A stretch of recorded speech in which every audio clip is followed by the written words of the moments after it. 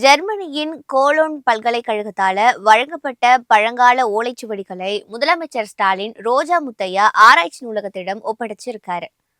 இந்த ஓலைச்சுவடிகளை பத்திரமாக பாதுகாத்திடும் விதமாக ரோஜா முத்தையா ஆராய்ச்சி நூலக அறக்கட்டளைக்கு இவை ஒப்படைக்கப்பட்டிருக்கு.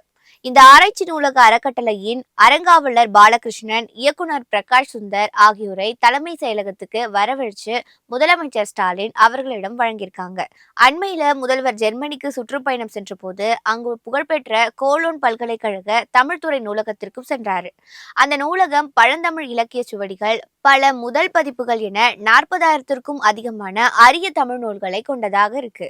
அவரது வருகையின் போது அந்த நூலகத்தின் நிர்வாகிகள் பழங்கால ஓலைச்சுவடிகளை முதல்வரிடம் வழங்கியிருக்காங்க.